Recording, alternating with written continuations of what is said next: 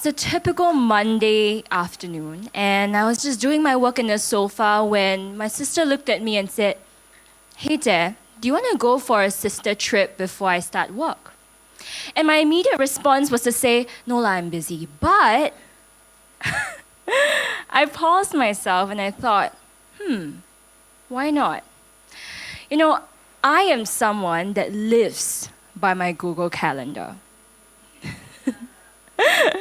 I am so obsessed. Sometimes in the past, not now, in the past, when my 30-minute meeting would drag on to 45 minutes, I would literally feel physically uncomfortable because mentally, I'm pushing down all the other appointments 15 minutes down. I was a massive workaholic. You know, back in school, when I was in secondary school and junior college, I was an average kid. And I felt like I needed to work 3 times as hard as everybody else to do just okay.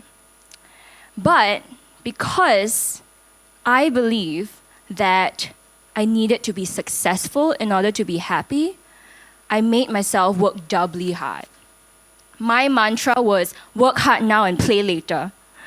And play to me was something that came with a lot of guilt and shame.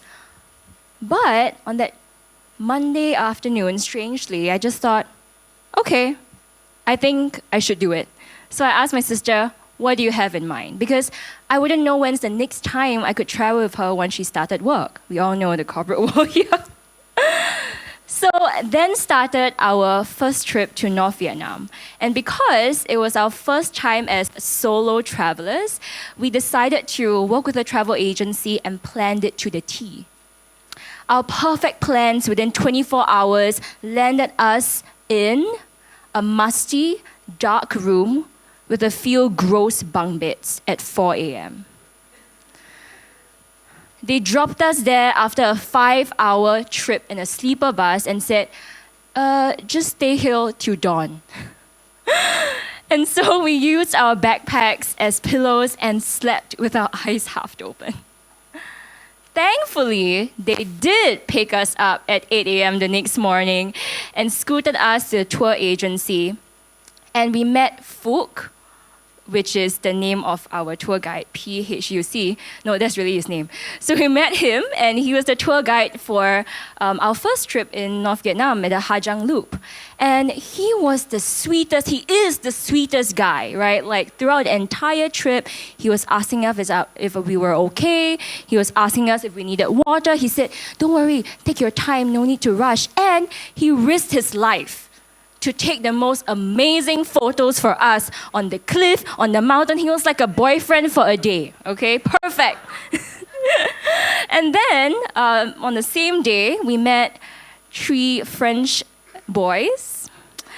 No, nothing much. No, they're just friends. Just because they're from France, right? Whose tour guide happens to be Phuc's best buddy. And by the end of the day, we became good friends and we were cheersing to what the Vietnamese call happy water. We were singing karaoke, we were hyping each other up, even when the Frenchmen were singing French songs and the Vietnamese tour guides were singing Vietnamese songs. And an unlikely friendship was formed by people born on the opposite sides of the world who barely spoke the same language.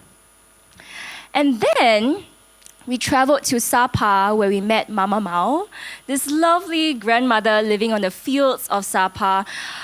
Her eyes, were so bright and radiant and shone brightly on her tan-colored skin. And she has this most cheekiest laugh. There was one time when we were spending 5 hours walking up the mountain and we were so tired. She picked up this leaf on the ground. She looked at me and she said, "Shh." And she tiptoed behind our other tour member and she tickled our tour member's neck. She's so crazy. She's a grandmother, by the way. Another time, as we spent, I think, 5 to 7 hours walking up on the wet grass, she looked at the stone, a brown stone on the ground. She said, "Hey, look, stone!" And I stepped on it and it turned out to be cow shit. And she said, "Oh, I'm so sorry, I didn't know you believed. Is it stone? Okay, come, Mama Mao, wipe for you, sorry." One day, I remember as we were living in her house for about 3 days. So there was one day I asked her, Mama Mao, are you happy? She said, yes, I'm so happy every day. I wake up, I plant rice, I drink happy water with new friends like you. And I realized that she is someone that has so much joy. I asked myself, how can I be so genuinely happy like her? I realized that she really incorporates play into her life. As a Singaporean Asian, I grew up feeling like I needed to get everything right. I have to plan everything to a T, make sure my plans are successful, and then I'll be happy. But looking back, I realized in this trip that a lot of the memories that I've gotten are from the unplanned moments. And since then, I intentionally started incorporating play into my life. I started going into nature more, started saying yes to play dates. I did things that made me feel alive. Because at the end of the day, I don't just want to celebrate my achievements or my social status. I want to celebrate being able to feel human every single day. Thank you.